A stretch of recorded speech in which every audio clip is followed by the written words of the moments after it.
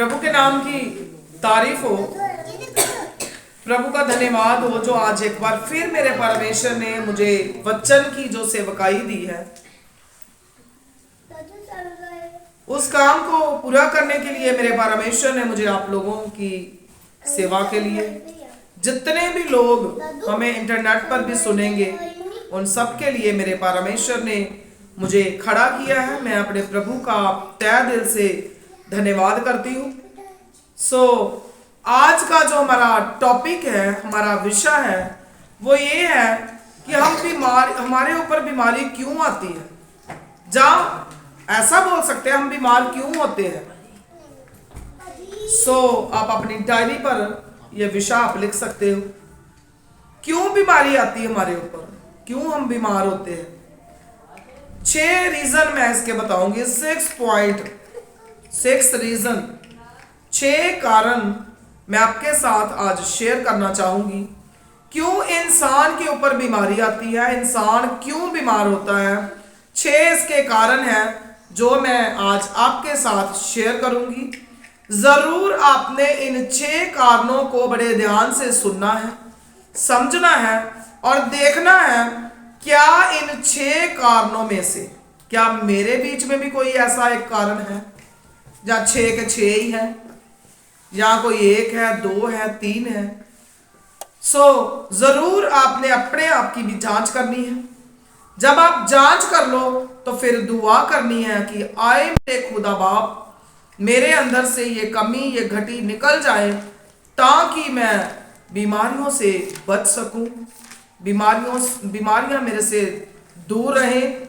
जरूर हमने बहुत ही केयरफुली, बहुत ही ध्यानपूर्वक हमने खुदा की वाणी को सुनना है। साथ साथ हम अपनी डायरीज पर भी आप लिख सकते हो। अगर किसी को हम वर्ड्स बोले, आपको सुनाई नहीं दिया, समझ नहीं आया, तो आप बाद में आप वीडियोस में आप जरूर इसको सुनकर देखकर आप लिख सकते हो। जितने भी लोग इंटरनेट पर भी खुदा की वाणी को सुने, समझे, उन लोगों से भी मैं गुजारिश करूंगी कि आप खुद भी और दूसरे लोगों को भी हमारा न्यू यरूशलेम चर्च लुधियाना, इसको आप हमारे चैनल को आप सब्सक्राइब करो, शेयर करो। अगर आपको हमारी वीडियोस अच्छी लगती हैं तो आप उसको लाइक भी कर सकते हो। देन अगर आपको कोई अपना सुझाव देना है, आप किसी विषय के बारे में सीखना चाहते हो, जहां आपको कुछ कमी घटी लगती है, जहां आपको अच्छा लगता है, जो भी आपके मन में है, आप कमेंट करके हमें जरूर बताओ ताकि हम आपको सिखा सके।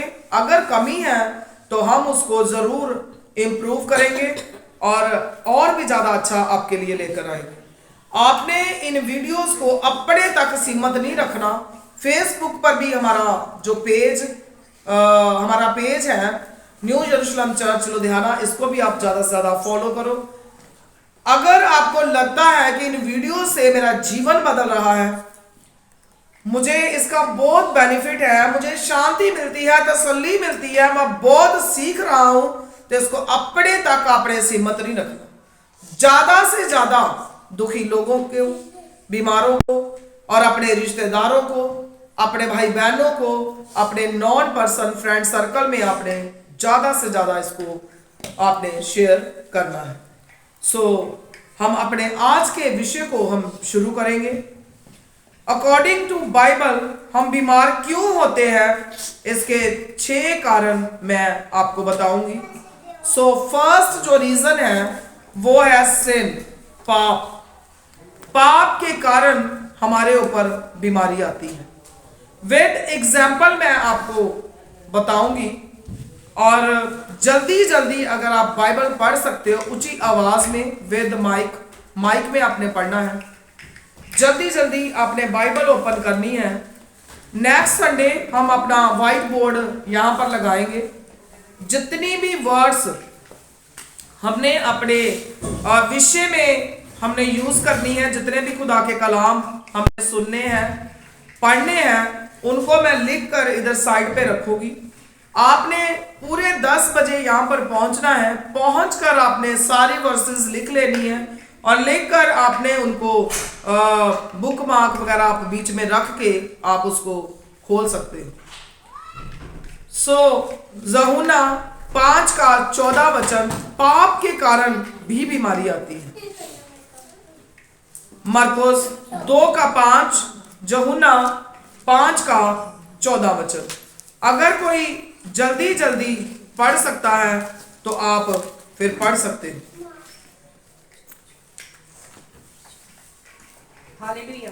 ਇਹਦੇ ਪਿੱਛੋਂ ਯੀਸ਼ੂ ਉਹਦੇ ਹੈਕਲ ਵਿੱਚ ਮਿਲਿਆ ਅਤੇ ਉਹਨੂੰ ਕਿਹਾ, ਵੇਖ ਹੁਣ ਤੂੰ ਚੰਗਾ ਹੋ ਗਿਆ ਹੈ, ਫਿਰ ਪਾਪ ਨਾ ਕਰੀ, ਕਿਤੇ ਇਉਂ ਨਾ ਹੋਵੇ ਕਿ ਇਸ ਨਾਲੋਂ ਵੀ ਕੋਈ ਬੁਰੀ ਵਿਪਤਾ तेरे उत्ते आ पवे।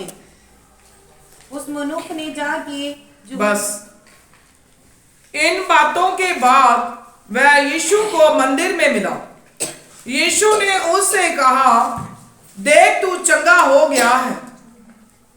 जो 38 वर्ष से रोगी था, बीमार था, उसकी बात चल रही है कि प्रभु यीशु मसीह ने उससे कहा कि तू क्या हो गया है, चंगा हो गया है, फिर से पाप मत करना, ऐसा ना हो कि इससे कोई भारी विपत्ति तुझ पर आ जाए। प्रभु यीशु मसीह ने जब उसको देखा, उसको चंगा किया, उसको बोला तू चंगा हो गया है, तू चंगा हो गया है, मगर अब दोबारा पाप ना करना, नहीं तो इससे भी बड़ी विपत्ति तेरे ऊपर आ सकती है। इट मीन्स कि इन वचनों से हम देख सकते हैं कि जो 38 वर्ष 38 ईयर्स 38 साल से जो बीमार था, अब थोड़ी देर के लिए भी बीमार हो जाए तो हमसे बर्दाश्त नहीं होता है। 38 वर्ष से वो आदमी बीमार था। जब वो चंगा हो गया तो उसको प्रभु यीशु मसीह ने बोला कि अब दोबारा पाप नहीं करना। इट मीन्स कि हमारे पाप की वजह से हमारे ऊपर बीमारी आती है। आज जो बीमार है, पाप यही नहीं है कि आपने व्यभिचार किया है, पाप यही नहीं है आपने चोरी की है, पाप यही नहीं है बस कि आपने खून किया किसी का, पाप यही नहीं है कि आपने किसी का सामान उठा के ले आए हो, किसी को धक्का मार दिया, किसी की चोरी कर ली। बहुत तरह के, हजारों लाखों तरह के पाप है, हजारों लाखों तरह के पाप। आंखों से भी पाप होता, कानों से, हाथों से, पैरों से, दिल से, दिमाग से। देखो आज अपने आप को, अगर मैं बीमार हूं, क्या मुझसे कोई पाप तो नहीं हुआ? अगर आप चर्च में टाइम पे नहीं आते हो तो यह भी एक बहुत बड़ा पाप है। टाइम, अगर खुदा वक्त पर सारे काम ना करता तो काम कभी भी खत्म नहीं होने थे। आप जब बाइबल को स्टार्टिंग से ही पढ़ोगे तो लिखा है ना, पहले दिन में ये बना, उसके बाद सांझ हुई, सवेर हुई, फिर पहला दिन खत्म हो गया। लिखा है सारे काम परमेश्वर ने वक्त से किए, वक्त के साथ शुरू किया, वक्त के साथ खत्म किया। वक्त की अहमियत वही जान सकते हैं जिनके हाथ से वक्त निकल जाता है। फिर हमारे हाथ में पछतावा ही रह जाता, बस सिर्फ और सिर्फ पछतावा। उन लोगों से वक्त की कीमत पूछो जिन लोगों के हाथ से वक्त निकल गया। फिर हम कहते हैं काश ऐसा होता, काश ये हो जाता ना तो वो था, ये हो गया, ये नहीं होना था, ये रह जाएगी। फिर अपने आप को आज देखो कि क्या आपके अंदर पाप तो नहीं, अगर है तो आज रिमूव करो, अपने अंदर से छोड़ने का निर्णय कर लो कि छोड़ना है। नहीं तो फिर 38 साल के बीमार को प्रभु यीशु मसीह ने कहा कि अब पाप ना करना, नहीं तो तू इससे भी बड़ी विपत्ति में पड़ जाएगा। जब हम मरकुस 2 का 5 वचन पढ़ते हैं तो उसमें लिखा है, लकवे का जो पीड़ित मनुष्य था, लकवे का, प्रभु यीशु मसीह ने उसको भी बोला, पुत्र तेरे पाप क्षमा हुए। इट मीन्स उसने भी पाप किया, लकवे के रोगी ने। फिर उसको चंगाई दी, मगर जो उसके ऊपर बीमारी आई किस वजह से आई? पाप की वजह से। पाप की वजह से हमें भी हमारे जीवन में पाप से रहित रहना है, पाप नहीं करना। नशा, जलन, ईर्ष्याबाजी, दिखावा, चुगली, किसी को नीचा दिखाना, ये सब हमारे जीवन में नहीं होना चाहिए। ये भी एक तरह का बहुत बड़ा पाप है। अब कई लोग पता क्या बोलते हैं, मैं कौन सा कत्ल करके आया हूं, मैं क्या कर दिया? तो ठीक है, वो भी पाप है, मगर जो मैं बता रही हूं आपको, ये भी एक पाप है। आप इधर बैठे बैठे ही किसी के बारे में उल्टा सीधा सोची जाओ, ये भी पाप है। कम से कम खुदा की हजूरी में 1 घंटे का टाइम जब होता है वचन सुनने का, उस टाइम अपने मन को पूरी तरह से कंट्रोल करके बैठो, तभी आप सीख पाओगे। ना खुद पजल हुआ करो, कंफ्यूज ना आप हमें करो। खुसर फुसर बातें, ये सब चीजें आपने बंद करनी है। बहुत ही ध्यान पूर्वक आपने सुनना है। सुनोगे फिर समझ जाओगे, जब समझ जाओगे तो इन चीजों से आप बच जाओगे, नहीं तो बस जैसे हो वैसे चलता जाएगा, कभी आप सीख नहीं पाओगे। पाप के कारण भी बीमारी आती। किस किस को समझ आ गया पहला पॉइंट? जरा ऊपर ऊंचा हाथ खड़ा करो। God bless you, God bless you. पहला कारण, पाप के कारण 38 साल का मरीज, लकवे का रोगी, दोनों के ऊपर पाप के कारण बीमारी आई। प्रभु यीशु मसीह ने कहा, आगे से तुम पाप ना करना, नहीं तो इससे भी बड़ी विपत्ति में तू पड़ जाएगा। आज अगर आपसे भी कोई पाप, अपराध, गलती हुई है, तो आज आपने निर्णय करके जाना है कि आज के बाद मैंने पाप नहीं करना है। प्रभु मुझे बचाओ, मुझे मेरे ऊपर रहमत करो, ताकि इससे भी बड़ी विपत्ति मेरे ऊपर ना आ सके। अपने आप की जांच आप खुद ही करो। सेकंड, दुष्ट आत्मा। दुष्ट आत्मा, एवल स्पिरिट, इसको हम पढ़ सकते हैं लूका 11 का 14 वचन। यीशु दुष्ट आत्मा को निकाल दिया और वह बोलने लग जाता है। दुष्ट आत्मा। अब आप कहोगे बीमारी, ये भी बहुत बड़ी बीमारी है। कई लोगों के अंदर ऐसी ऐसी दुष्ट आत्माएं घुस जाती हैं। हमारी आंटी को भी बेटर पता होगा, खुदा की सेवकाई बहुत लंबा समय करी है उन्होंने भी। ऐसी ऐसी दुष्ट आत्माएं बंदे को जकड़ लेती है, जुबान ही बंद कर देती है, वो बंदा बोलता ही नहीं है। ऐसी ऐसी दुष्ट आत्माएं इंसान के अंदर घुस जाती हैं। खुदा का कलाम भी सुनाएंगे आपको। शैतान ने प्रभु यीशु मसीह को कलाम सुनाया कि नहीं सुनाया? सुनाया। तो शैतान को भी बड़ा कलाम आता। दुष्ट आत्मा से भी बंदा बीमार आता कि नहीं? कई लोग बोलते हैं मैं बड़ी देर से बीमार हूं, डॉक्टरों के पास भी जाता हूं, कुछ आता ही नहीं है। कोई स्कैन करा लो, कोई एक्सरा करा लो, कोई टेस्ट करा लो, कुछ आता ही नहीं है, मगर बीमार बहुत हूं। दुष्ट आत्मा भी बंदे को बीमार करता है। इसको आप घर जाके पढ़ लेना, लूका 11 का 14 वचन। यीशु दुष्ट आत्मा को निकाल दिया और वह बोलने, किसी को निकाला, किसी ने, पढ़ो जरा ऊंची आवाज में। फिर यीशु ने एक गूंगे भूत ਨੂੰ ਕੱਢਿਆ ਅਤੇ ਇਹ ਹੋਇਆ ਕਿ ਜਦ ਉਹ ਭੂਤ ਨਿਕਲ ਗਿਆ ਤਾਂ ਉਹ ਗੂੰਗਾ ਬੋਲਣ ਲੱਗ ਪਿਆ ਅਤੇ ਲੋਕ हैरान ਹੋਏ। Hallelujah, hallelujah. अब देख लो, मैं पहले ही बता चुकी हूं बिन पढ़ने के कि जो दुष्ट आत्मा है वो क्या कर देती है? जुबान भी बंद कर देती है।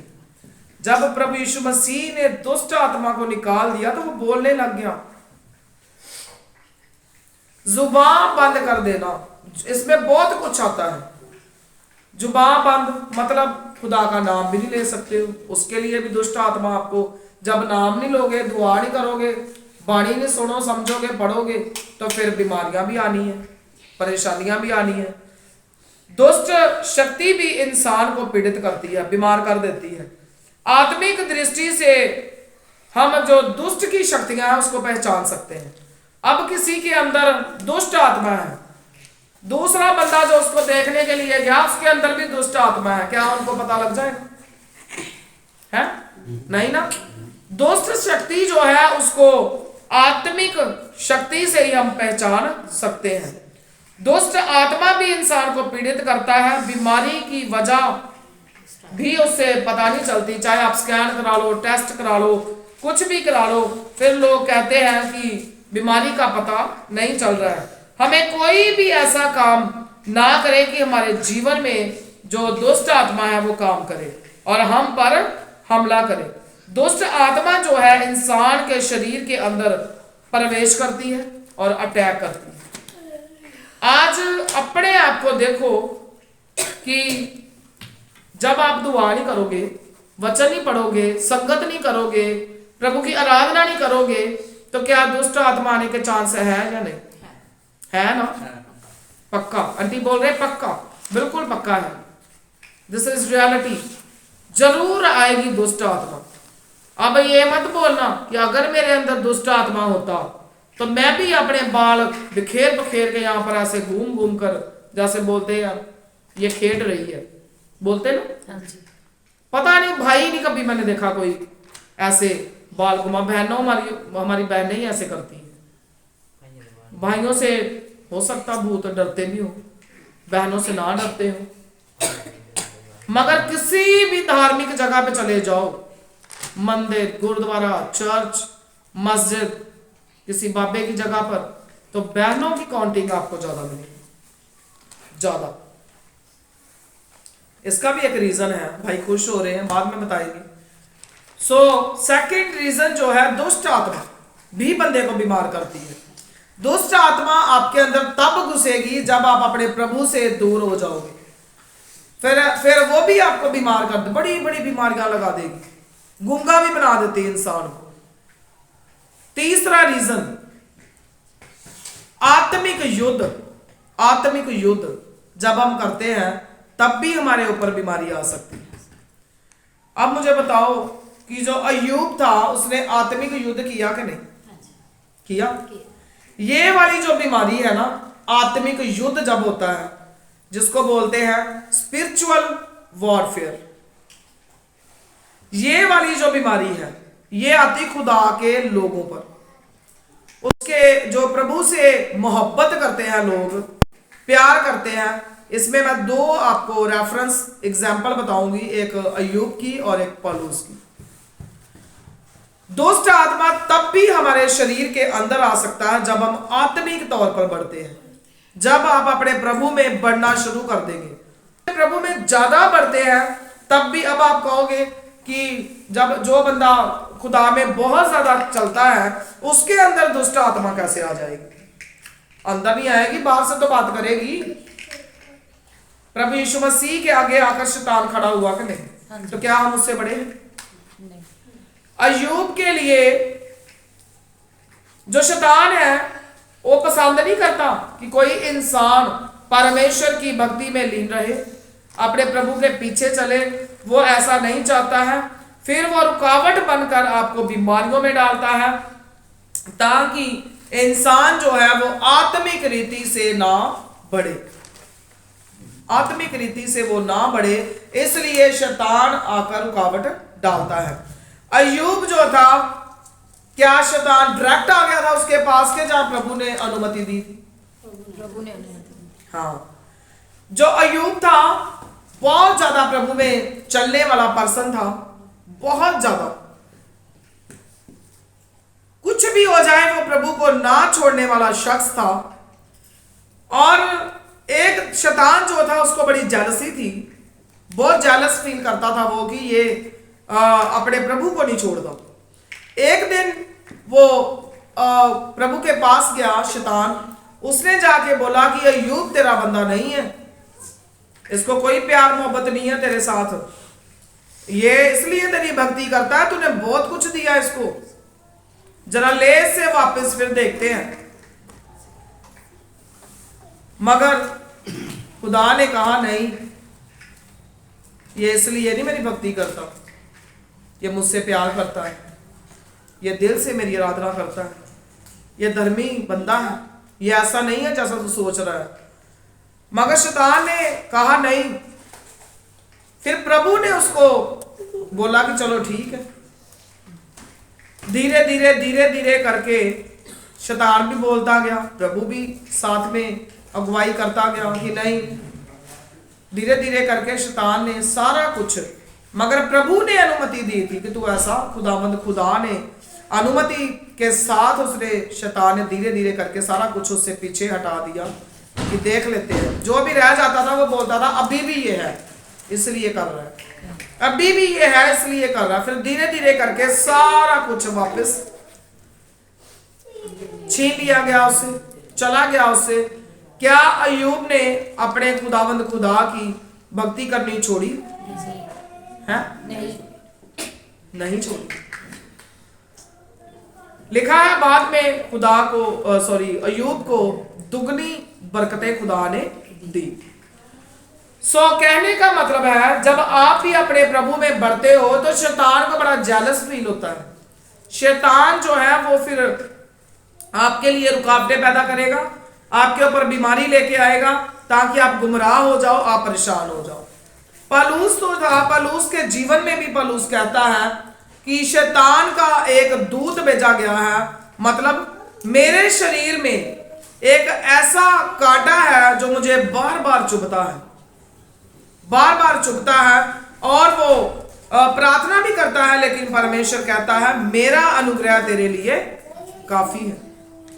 क्या पलूस हट गया परमेश्वर से पीछे? नहीं ना। जब हम प्रार्थना करते हैं, रोजा रखते हैं, दूसरों के लिए हम बरकत बन जाते हैं, तो शैतान को ये बात जो है सहन नहीं होती, पचती नहीं है। इस समय वो और शरीर पर हमला करता है। मगर हमें घबराना नहीं है मेरे अजीजों। घबराने की बजाय हमें ज्यादा से ज्यादा प्रार्थना करनी है, क्योंकि जो भी होता है जब हम खुदा में चलने वाले हैं तो समझ लो, याद रखना आज के बाद कि परमेश्वर की अनुमति से ही हो रहा है। किससे हो रहा है? परमेश्वर ने अनुमति दिया, तभी शैतान अय्यूब पर हमला कर पाया। प्रभु ने पूरी रीति से अय्यूब को त्यागा नहीं था, वो उससे बहुत ज्यादा मोहब्बत करता था। एक समय के बाद फिर प्रभु ने अय्यूब को उठाया और दुगनी आशीष प्रभु ने उसको दी। अगर आप भी प्रभु में बढ़ते जा रहे हैं और शैतानी हमले को महसूस कर रहे हैं तो याद रखिए प्रभु सब जानता है, प्रभु आपके साथ है और आप दुगनी आशीष को पाओगे। कभी भी खुदा में चलते चलते आपके ऊपर कोई भी परेशानी आती है तो समझ लो, अगर तो आप सच्चा प्यार करते हो अपने खुदा से, तो फिर याद रखना मेरी ये बात कि ये जो भी हो रहा है प्रभु की अनुमति से ही हो रहा है। प्रभु ने इजाजत दी है, इसीलिए हो रहा है। कभी घबराना नहीं है, चिंता में नहीं पड़ना है, टेंशन नहीं लेनी है। फोर्थ पॉइंट है 1 Corinthians 11 chapter 28 verse to 31st verse तक घर जाकर आप पढ़ सकते हैं। फोर्थ पॉइंट है अनुचित रीति से प्रभु भोज लेना। 1 Corinthians 11 अध्याय उसका 28 से 31 वचन। अनुचित, अनुचित, अनुचित मतलब गलत रीति से। प्रभु भोज के बारे में किस किस को जानकारी है? हाथ ऊपर करो। प्रभु भोज क्या है? करो। 2 जनों को पता है, बस 3। क्या बताओ? जो बपतिस्मा लेते हैं वो लेते हैं। क्या होता है? प्रभु का बदन और लहू। Very good, God bless you. जब हम प्रभु यीशु मसीह का लहू और मांस, जब प्रभु भोज इसको बोलते हैं, जब होता है तो जो लोग उसमें शरीक होते हैं, अगर आप अनुचित तरीके से, गलत तरीके से आप उसमें शरीक हो जाओगे तो वो भी आपके ऊपर बीमारी भी आ सकती है। पौलुस जो है वो कुरिन्थियों की कलीसिया से कहता है, झगड़ा, आर्गुमेंट अगर आपके अंदर है तो आपने उसको जांचना है। उस कलीसिया को भी उसने अगवाई करी कि अपने अंदर से हर चीज को, आप पढ़ सकते हो, बाद में निकाल लिया आपने, पढ़ो जरा। ਪਰ ਮਨੁੱਖ ਆਪਣੇ ਆਪ ਨੂੰ ਪਰਖੇ ਅਤੇ ਇਉਂ हर इंसान अपने आप को जांचे ਅਤੇ ਪਿਆਲੇ ਵਿੱਚੋਂ ਪੀਵੇ। ਜਿਹੜਾ ਖਾਂਦਾ ਅਤੇ ਪੀਂਦਾ ਹੈ, ਜੇ ਉਹ ਸਰੀਰ ਦੀ ਜਾਂਚ ਨਾ ਕਰੇ ਤਾਂ ਆਪਣੇ ਉੱਤੇ ਸਜ਼ਾ ਲੈ ਕੇ ਖਾਂਦਾ ਪੀਂਦਾ ਹੈ। हालेलुया। ਇਸੇ ਕਾਰਨ ਤੁਹਾਡੇ ਵਿੱਚ ਬਹੁਤ ਸਾਰੇ ਕਮਜ਼ੋਰ ਅਤੇ ਰੋਗੀ ਹਨ ਅਤੇ ਕਈ ਮਰ ਗਏ ਹਨ। ਪਰ ਜੇ ਅਸੀਂ ਆਪਣੇ ਆਪ ਨੂੰ ਜਾਂਚਦੇ ਤਾਂ ਜਾਂਚੇ ਨਾ ਜਾਂਦੇ। ਆਮੀਨ। Praise the Lord. सचमुच प्रभु भोज में जब शामिल होना है तो बहुत ही एक अनुचित तरीके से अपने आप को जांचना है, परख करनी है। ये कोई मामूली चीज नहीं है। फिर आपने प्रभु भोज में शामिल होना है। आज अपने आप पर गौर करो, क्या मैंने, अगर आप लोगों ने प्रभु भोज लिया है तो मुझे तो पता नहीं आपने किस किस ने लिया है, कहाँ कहीं से, अगर आपने लिया है तो क्या जब लिया था, क्या उस टाइम आपके अंदर किसी तरह का कोई पाप अपराध था? क्या आपने अपने आप को जांच के परख के लिया था? कोई कमी घटी तो नहीं थी? अगर तो आपने जांच परख कर लिया था, कमी घटी नहीं थी, कोई पाप नहीं था, तो बहुत अच्छी बात है। मगर अगर आपने अनुचित तरीके से लिया, जांचे परखे बगैर ही ले लिया, तो समझ लो कि आपके ऊपर बीमारी आ सकती है। लिखा है मौत भी आ सकती है। सो जो लोग प्रभु भोज गलत तरीके से लेते हैं, बिन जांचे परखे, उनके ऊपर भी बीमारी आ सकती है। 4 कारण आप सुन चुके हो बीमारी आने की। देन 5th पॉइंट जो है, for the glory of God, प्रभु की महिमा के लिए। For the glory of God means प्रभु की महिमा के लिए भी इंसान बीमार होता है। सो प्रभु की महिमा के लिए भी हमारे ऊपर बीमारी आती है। इसको आप पढ़ सकते हो, यूहन्ना 11:4। ये पाप के कारण या शैतानी हमले से नहीं, बल्कि प्रभु की महिमा से बीमारी आई। घर जाके पढ़ लेना। जब आप 9:2 और 3 वचन पढ़ोगे तो प्रभु की महिमा के लिए ये बीमारी आई। दोनों वचन में आप पढ़ लेना। जब आप बीमार होते हो फिर ठीक हो जाते हो, इट मीन्स प्रभु की महिमा के लिए है।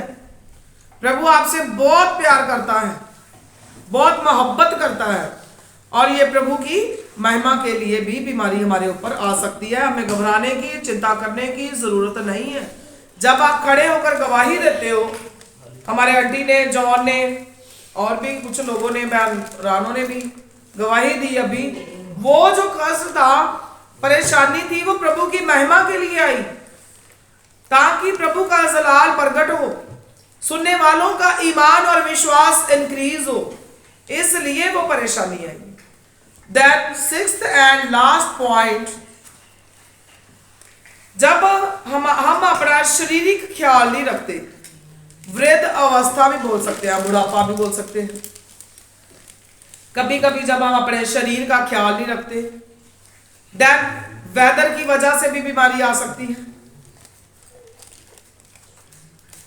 हमारे अंदर जैसे विटामिन्स, मिनरल्स, न्यूट्रिएंट्स की जब कमी होती है, उससे भी हमारे ऊपर बीमारी आती है। अभी हमने अपना न्यू यरूशलेम चर्च लुधियाना के चैनल पर, पेज पर हम अपनी कुकिंग की वीडियोस डालते हैं, और good tips for good health के पॉइंट्स भी हम डालते हैं। ये कोई गुनाह नहीं है किसी को काम सिखाना, अपनी बहनों को, इवन जो भाई इंटरेस्टेड है, हमारे बच्चे हैं, तो खाना पीना बनाना सीखना, मुझे नहीं लगता ये कोई पाप है। बहुत, मैं तो मानती हूँ कि बहुत अच्छी बात है, और ये कोई आसान भी नहीं है। हर हफ्ते हमारी 4 वीडियोस पहले डलती थी, अब एक वीडियो और ऐड ऑन हो गई है। कई बार हमारी 6-6, 7-7 वीडियो डलती है 1 वीक में। तो सोचे तो ये कोई आसान काम नहीं है। ये काम भी प्रभु की अनुमति के बगैर नहीं हो सकता। बहुत ही ज़्यादा मेहनत का ये काम है, बहुत ज़्यादा। अब जब खाना पीना आपको सिखा रहे हैं, हेल्थी फूड्स, हाइजीनिक फूड्स आपने कैसे रेडी करने हैं, कौन कौन से आपको फूड्स आपको लेने चाहिए, कैसे आपकी सेहत के लिए कौन सी चीज़ें अच्छी हैं, अगर हम आपको ऐसा खाना पीना बनाकर बता रहे हैं, सिखा रहे हैं, तो क्या ये गलत बात है? जब आपकी बॉडी में न्यूट्रिशन, मिनरल्स, विटामिन्स की कमी होगी तब भी आप बीमार रहते हो। हम आपको बताएंगे धीरे धीरे आपको कौन से मिनरल्स लेने हैं, विटामिन्स, और किन किन चीज़ों से ये सारी चीज़ें आपको मिल सकती हैं, तो आप वैसी वैसी चीज़ें आप बनाकर खा सकते हो। हेल्दी फूड्स बताएंगे आपको। छोटे छोटे आपके बच्चे हैं जो वेजिटेबल्स वगैरह नहीं खाना पसंद करते, फ्रूट्स नहीं खाते, हम वो भी आपको धीरे धीरे बताएंगे इनको कैसे खिलाना है आपने, कैसे आप ये सारे मिनरल्स, विटामिन, न्यूट्रिशन आप इनकी बॉडी में भेज सकते हो, आपको कैसे इनको खाना पीना आपने देना है। Old age and ignoring body, अपने शरीर की तरफ ध्यान नहीं देना। और जो ओल्ड एज पर्सन है, हमारी माएँ, हमारे बाप जिनकी एज ज़्यादा हो चुकी है, जब वो इग्नोर करते हैं, अपने आप पर ध्यान नहीं देते, उसकी वजह से भी बीमारी आती है। देन जब वेदर की वजह से भी, अब मेरी बेटी बीमार होगी, जब हम 14 जनवरी को जब हम धारीवाल में गए, मैंने बहुत बार इसको बोला, एनी आप शॉल अच्छे से कवर करो, कैप पहनो अच्छे से आप, तो आपको पता बच्चे इग्नोर करते हैं, तो ये फिर इतनी बीमार रही, फुल वीक ये स्कूल में नहीं गई। जब हम इग्नोर करेंगे हर चीज को तो उससे भी हम बीमार होंगे। अब कोई बुजुर्ग है, ओल्ड पर्सन है, तो उसको अपनी सेहत का बहुत ज्यादा ध्यान रखने की जरूरत है, बहुत ज्यादा ध्यान, क्योंकि जब हमारी एज ज्यादा हो जाती है, हम ओल्ड हो जाते हैं, तो बच्चों जैसा हमारी बॉडी का सिस्टम जो है बनना शुरू हो जाता है। तो हमें जैसे बच्चों को बड़ा कवर करके रखते हैं, बुजुर्गों को भी चाहिए अपनी बॉडी को वार्म करके रखें, कवर करके रखें, उनको वार्म अप रहने की जरूरत है, ठंड से बचने की उनको जरूरत है। अपने आप पर आपने ध्यान देना है, अपने शरीर का आपने ख्याल रखना है, और उसके बाद जो जो तत्व आपकी बॉडी के लिए जरूरी है उनका आपने सेवन करना है। वेदर गर्मी है, सर्दी है, क्या खाना है, क्या पीना है, उसके हिसाब से हमें चलना है। जैसे हम कोल्ड ड्रिंक्स और बंद बॉटल्स वाले जूसेस, ड्रिंक्स वगैरह हम जब पीते हैं तो उससे भी बहुत सारी बीमारियां जो है हमारी बॉडी में दाखिल हो जाती है। कोशिश करो किसी भी तरह का आप बंद बॉटल्स वाला जो है जूसेस है, कोई ड्रिंक्स है, कुछ भी है जो ज़्यादा टाइम से उसको स्टोर करके रखा जाता है, उसको आप इस्तेमाल ना करो। आप फ्रेश चीज़ें जो है उसको आप यूज़ करो, फिर आप बीमार नहीं पड़ोगे। आज अपने आप को देखो, सर्दी आई, मैं बीमार हो गया, क्या मैं इग्नोर तो नहीं किया अपने आप को? दोष अपने खुदा को नहीं देना है, अपनी गलतियों को भी खत्म करने की कोशिश करो। फैशन, हमारे जवान बच्चे, बेटे और बेटियां फैशन में पढ़कर कि मेरा फैशन छुप जाएगा तो मैं ज्यादा कपड़े नहीं मुझे पहनने हैं, फिर मेरा फैशनदार कपड़ा नहीं दिखेगा। अगर मैंने अच्छे से जैकेट वेयर कर ली, ऊपर से शॉल पहन लिया, तो जो नीचे वाला है उसका क्या बनेगा? तो फिर बीमारी आएगी कि नहीं आएगी? हम कैप नहीं पहनेंगे, हमारा हेयर स्टाइल विजिबल नहीं होगा, तो इसलिए मैंने कैप नहीं पहननी है, मुझे हेयर स्टाइल भी दिखाना है अपना। तो याद रखो, ठंड ऐसी लगेगी, फिर हेयर स्टाइल महीना 2 महीना दिखेगा नहीं। सो प्लीज आप वेदर के हिसाब से भी आप चलो। गर्मी आती है, आप सिंथेटिक कपड़े जब मोटे कपड़े सिंथेटिक आप वेयरिंग जो है बिल्कुल बंद करो। सर्दी आती है तो मोटे कपड़े पहनो, फैशन ना दिखाओ, नहीं तो फिर हॉस्पिटल में जाओगे, आपका पैसा खराब होगा, समय खराब होगा और कुछ भी हासिल नहीं होगा आपको। जरूर कोशिश करो कि हम अपनी सेहत का जो ध्यान है रखें। वो चीज़ें खाओ जो आपकी बॉडी के लिए ज़रूरी है, जो आपको खानी चाहिए, वो चीज़ें आप ज़रूर खाओ। जो आपके शरीर को ख़राब करती हैं चीज़ें, उनको आप इग्नोर करो, उनके ऊपर फतेह पाओ और दुआ करो कि प्रभु मैं ये छोड़ नहीं सकता हूँ, मुझे छोड़ने के लिए फजल दे। हमारे छोटे छोटे बच्चे भी जो हैं, प्लीज़ आप इन चीज़ों पर आप ध्यान दो। हमें हमारे शरीर का जो ध्यान रखना बहुत ज़रूरी है। सो ज़रूर अपना ध्यान रखो, क्या खाना है क्या नहीं खाना, इन चीज़ों की तरफ आप ध्यान दो। सर्दियों में गर्म पानी का इस्तेमाल करो, ठंडा पानी ना पियो, और खाना पीना सही तरीके से आप खाओ। जितना आपको सोना चाहिए उतना ही आपने सोना है, ना कम सोना है ना ज़्यादा सोना है। 8 घंटे की नींद जो है हर पर्सन के लिए बहुत ही ज़्यादा ज़रूरी है। जो ओल्ड पर्सन है वो ज़्यादा भी सो सकते हैं, जैसे बच्चे हमारे ज़्यादा सोते हैं ना, छोटे बच्चे, तो वो भी ज़्यादा सो सकते हैं। मगर जो बाकी नॉर्मल लोग हैं, नॉर्मल पर्सन है, 8 घंटे सोना जो है बहुत ही ज़्यादा ज़रूरी है। एक्सरसाइज करना और सारा कुछ, इन चीज़ों के बारे में आपने अपने ऊपर कंट्रोल करना है। हमें अपने शरीर का ख्याल रखना जो है वो बहुत ही ज़्यादा ज़रूरी है। अगर आप अपने शरीर का ख्याल नहीं रखते हो, ये जिस्म जो है आपको किसने दिया, जिसको पता हाथ खड़ा करो। परमेश्वर ने, गॉड ब्लेस। अगर ये आप परमेश्वर की दी हुई चीजों का ध्यान नहीं रखोगे तो क्या ये पाप नहीं है? ये जिस्म जो है, जितनी देर प्रभु ने हमारी आत्मा को इस जिस्म के अंदर रखा है, इस जिस्म की साफ सफाई भी करो, साफ सुथरे रहो, इसका ध्यान रखो। हम एक मॉडल है, मॉडल, और हमारे अंदर इनर मैन जो है, आत्मा जो है, उसको संभालना है, इस बॉडी के अंदर है, इसकी राखी करनी है, इसकी हिफाजत कर, शरीर की हिफाजत करेंगे तभी रूह की भी हिफाजत होगी। अब आपको किचन में काम कर रहा है, शरीर हो गया बीमार, बॉडी, रूह जाएगी काम करने वहां? नहीं जाएगी। आटा गूंद के आएगी, सब्जी को तड़का लगा के आएगी। आप घर पे रख लेना बॉडी, आपका इनर मैन, आपकी अंदर की जो आत्मा है वो आ जाएगी चर्च में। सूरज की आई है, देखो पीछे, नहीं आएगी ना? तो क्या करना है, इस शरीर का भी ध्यान रखना है। अगर नहीं रखोगे तो फिर ये भी एक पाप है, याद रखना।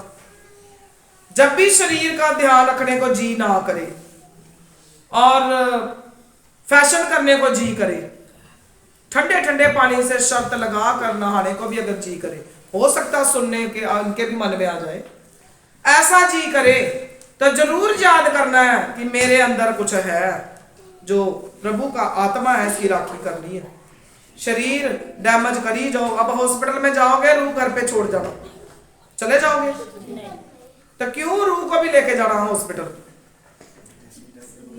हम प्रभु का मंदिर है? हम प्रभु का क्या है? मंदिर। तो मंदिर में अच्छी अच्छी चीजें रखनी है, अच्छी अच्छी चीजें। बुरी बुरी चीजों का खात्मा करते जाओ धीरे धीरे। ठीक है, जो पीछे हो गया सो हो गया, अब जो आगे का जीवन जीना है, जितना सीखते हो उसके मुताबिक आप अपने जीवन को बसर करना शुरू करो, उसके मुताबिक आप जीना शुरू करो। खाना बनाना सिखाते हैं, जिन बहनों को खाना बनाना नहीं आता उन बहनों ने सीखना है। क्या करना है? होटल से आप खाओगे, कोई होटल वाला तो नहीं यहाँ पर, होटल से अगर आप खाओगे तो वहां पर बिन सफाई, कोई हाइजीन नहीं, कुछ साफ सफाई नहीं, कुछ भी नहीं, तो वहां पर क्या है? बीमारियां लगेंगी आपको। अब बहन चल गई मायके, ठीक है, बहनें चली गई मायके, पीछे रह गए भाई, और बेटी है नहीं है, पीछे रह गए बेटे।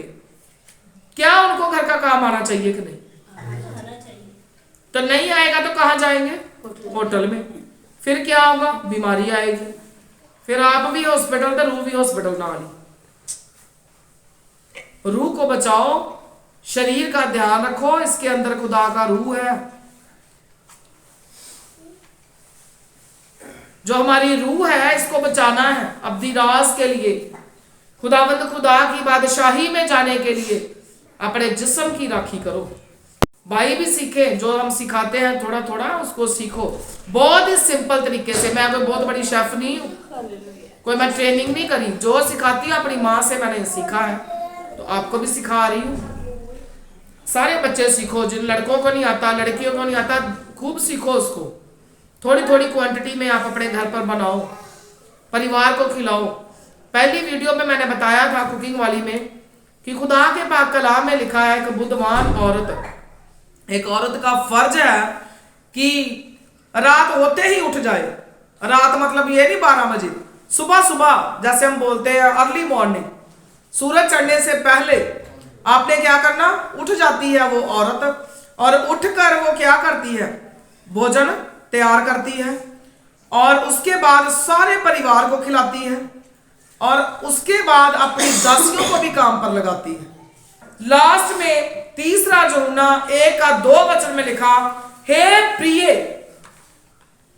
मेरी ये प्रार्थना है कि जैसे तू आत्मिक उन्नति कर रहा है वैसे ही तू सब बातों में उन्नति करे और भला चंगा रहे। हालेलुया। हे मेरे अजीजों, हे मेरे प्रियो, मेरे बेटों और बेटियों, क्या करना है, मेरी ये प्रार्थना है।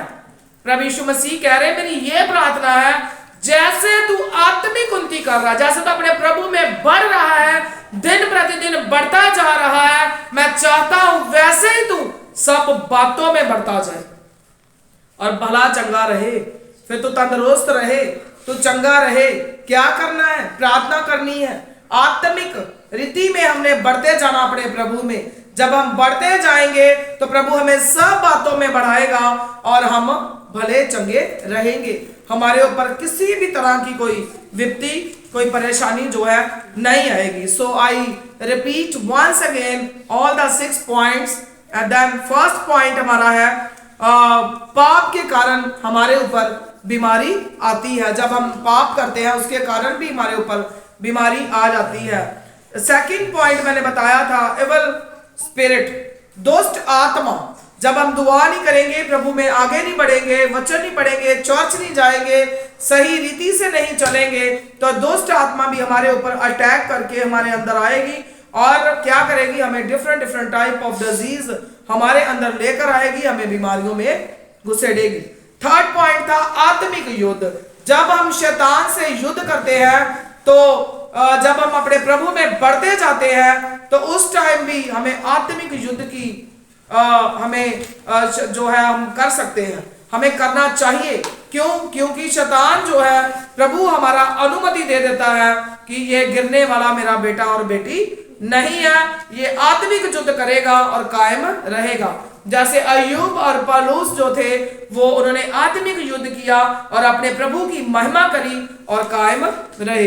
फोर्थ मैंने पॉइंट बताया था, जब हम गलत रीति से हम प्रभु भोज में शामिल हो जाते हैं, तो हमारे ऊपर भी बीमारियां उस टाइम बीमारियां जो है हमारे ऊपर अटैक कर सकती हैं। फिफ्थ पॉइंट मैंने बताया था कि कई बार, मोस्टली सो मेनी टाइम्स, जैसे जो हम प्रभु में बहुत बढ़ते जाते हैं, तो तब भी हमारे ऊपर प्रभु की महिमा के लिए भी कई बार बीमारियां आ जाती हैं। उस टाइम प्रभु हमें परखता है कि मेरा बेटा और मेरी बेटी मेरे पीछे बहुत ही ज्यादा सही रीति से चल रहे हैं, अब मैं इनको जरा परख कर देखूं क्या ये कायम रहते हैं कि नहीं रहते हैं। कई बार हमारे ऊपर दुख, रोग, बीमारियां आती हैं ताकि प्रभु के नाम की हमारे जीवन से महिमा हो। उस टाइम हमने कोई पाप अपराध नहीं किया है, कुछ भी नहीं है, ना दुष्ट आत्मा है, ना पाप है, कुछ भी नहीं है, सिर्फ और सिर्फ प्रभु की महिमा के लिए है। सिक्स्थ एंड लास्ट पॉइंट मैंने बताया था, ओल्ड एज इग्नोरिंग बॉडी। जब कई वृद्ध अवस्था में लोग होते हैं, हम अपने शरीर को इग्नोर करते हैं, ध्यान नहीं रखते हैं, हमारे अंदर विटामिन्स, मिनरल्स की, न्यूट्रिशन की, किसी भी जो तत्व हमारी बॉडी को चाहिए, जब उनकी कमी हमारे अंदर आ जाती है, तो उससे भी हमारे ऊपर बीमारियां जो आती हैं। देन लास्ट वचन मैंने आपके साथ शेयर किया है, 3 जॉन एंड 1 चैप्टर 2 वर्स। हे प्रिय, मेरी ये प्रार्थना है कि जैसे तू आत्मिक उन्नति कर रहा है, वैसे ही सब बातों में उन्नति करे और भला चंगा रहे। अपने प्रभु में बढ़ते जाना है, जब आप बढ़ते जाओगे तो आप हर चीज में आप उन्नति और तरक्की करोगे और आप भले और चंगे आप रहोगे। सो प्रभु आपको आशीष करे, बरकत दे, हम सब घुटनों के बल हो जाएंगे और आज अपने प्रभु से मांगेंगे, आए मेरे खुदावंद खुदा मेरे ऊपर रहमत करो और हर तरह की बीमारियों से मुझे बचाओ और प्रभु मैं आपकी महिमा दिन के लिए तैयार हो सकूं। आए मेरे प्रभु मेरे ऊपर रहमत करो। सब ऊंची आवाज में अपने प्रभु की तारीफ करेंगे। तारीफ, तारीफ, प्रेज द तारीफ, लॉर्ड।